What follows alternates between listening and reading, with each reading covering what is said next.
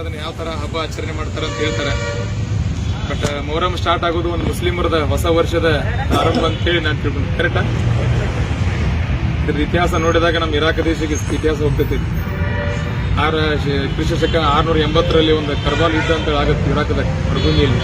ಸಾಕಷ್ಟು ಜನ ಕೆಲವೊಂದು ಮುಸ್ಲಿಂ ಸಂಪ್ರದಾಯ ಗೊತ್ತಿರ್ತೈತಿ.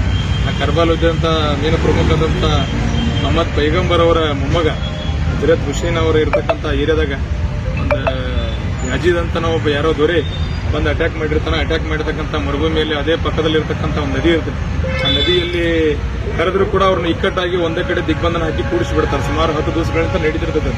ಮೊದಲ ದಿವಸದಿಂದ ಏನೇನು ಆಗ್ತಿರ್ತಾವ ಅಂತೇಳಿ ಒಂದು ಅನ್ನ ಮತ್ತು ನೀರು ಇಲ್ಲದೇನೆ ಅವ್ರು ಒಂದು ಕಡೆ ಕೂಡಿ ಹಾಕಿ ದಿಗ್ಬಂಧನಕ್ಕೆ ಚಿತ್ರಹಿಂಸೆ ಮಾಡಿರ್ತಕ್ಕಂಥ ಅಂತ ಹೋರಾಟದ ಹಾದಿಯಲ್ಲಿ ತ್ಯಾಗ ಸಂಕೇತದ ಅಂತ ಹೋರಾಟದ ಹಾದಿಯಲ್ಲಿ ಕೆಲವೊಂದು ಇದ್ರ ತರತ್ತ ಒಂದು ವೀರಮರಣ ಹೊಂದಿರತಕ್ಕಂಥ ಹೇಳಿ ಅಲ್ಲಿಂದನೇ ಒಂದು ಇದು ಸ್ಟಾರ್ಟ್ ಆಗ್ತದೆ.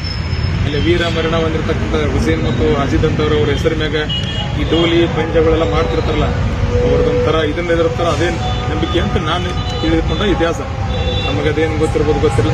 ಬಟ್ ಅದೇ ಮುಂದೆ ಬರ್ತಕ್ಕಂಥ ಒಂದು ಹಂಗೆ ಹೋದಂಗೆಲ್ಲ ಇತಿಹಾಸದ ಪಾಠವಾಗಿ ನಮ್ಮ ಉತ್ತರ ಕರ್ನಾಟಕ ವಿಶೇಷವಾದಂಥ ಮುಸ್ಲಿಂ ಮತ್ತು ಹಿಂದೂ ಧರ್ಮಗಳ ಸಂಕೇತ ಭಾವೈಕ್ಯದ ಸಂಕೇತಗಳನ್ನ ಕೂಡಿ ಈಗ ತಾವೆಲ್ಲ ಹೇಳಿದಂಗೆ ಏನಿದೆ ನಮ್ಮ ಮೊಹರಂ ಏನೈತಲ್ಲ, ಇದು ಮೊಹರಂ ಅನ್ಕಿಂತ ಜಾಸ್ತಿ ಹಿಂದೂಗಳ ಹಬ್ಬ ಅಂತಾನೆ ಜಾಸ್ತಿ ಕರೀತಾರೆ. ಈ ನಮ್ಮ ಊರಾಗ ಎಕ್ಸಾಂಪಲ್, ನಮ್ಮ ಊರಾಗ ಒಂದು ಯಾವುದೋ ಮುಸ್ಲಿಂ ಕುಟುಂಬನೂ ಇರಲಿಲ್ಲ. ಅಟ್ಲೀಸ್ಟ್ ಅದನ್ನ ಡೋಲಿ ಮತ್ತು ಪಂಜ ರೆಡಿ ಮಾಡಾಕಿರೋ ಒಂದು ಮುಸ್ಲಿಂ ಕುಟುಂಬ ಅಂತೇಳಿ ನಮ್ಮ ಊರು ಹಿರಿಯರು ಹೋಗಿ ಬೇರೆ ಪಕ್ಕದಲ್ಲಿ ಇರತಕ್ಕಂಥ ಒಂದು ಮುಸ್ಲಿಂ ಮನೆಯನ್ನು ತಂದಿಟ್ಟು ಅವರಿಗೆಲ್ಲ ಇರತಕ್ಕಂಥ ಕಾಳು ಕಡಿ ಎಲ್ಲವನ್ನು ನಮ್ಮ ಊರಾಗ ಹಿರಿಯರು ಕೊಟ್ಟು ನಡೆಸ್ತಾ ಇದ್ದಾರೆ. ಅದನ್ನೆಲ್ಲ ತಯಾರು ಮಾಡೋರು ಹಿಂದೂಗಳೇ, ಅದು ಮೆರವಣಿಗೆ ಮಾಡೋರು ಹಿಂದೂಗಳೇ, ಕಳಿಸೋರು ಹಿಂದೂಗಳೇ. ಇಂಥ ಒಂದು ಹಬ್ಬದಾಗಲಿ ಇವತ್ತೆಲ್ಲ ಹಿಂದೂ ಸಮಾಜಗಳೆಲ್ಲ ಪೀರ್ಗಳಾಗೋದಂತ ದಾರ ಕಟ್ತಾರಲ್ಲ, ಈ ಕಡೆ ಕಟ್ತಾರೆ ಗೊತ್ತಿಲ್ಲ, ನಮ್ಮ ಭಾಗನಾಗೆಲ್ಲ ಮಾಡ್ತಿರ್ತಾರೆ.